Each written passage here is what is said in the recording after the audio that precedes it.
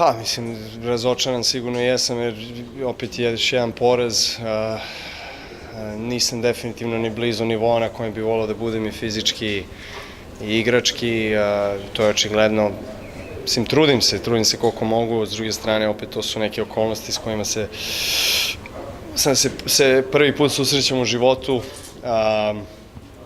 Definitivno nisam bio spreman da se takmičim na visokom nivou za Indian Wells i za Miami, to je očigledno, ali opet s druge strane sam hteo da vidim na kojem sam nivou, prosto da vidim da li mogu da igram.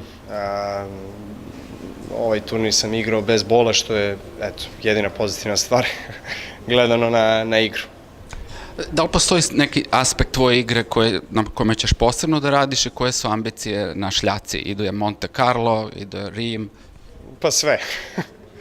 Ne znam šta bih izdvojio. U suštini, nadam se da ću biti u mogućnosti da budem na nivou željenom. Vidjet ćemo šta će biti, to je sve plan Monte Carlo, ali prosto mora se sesti i opet razmisliti o svemu. Srećno, hvala.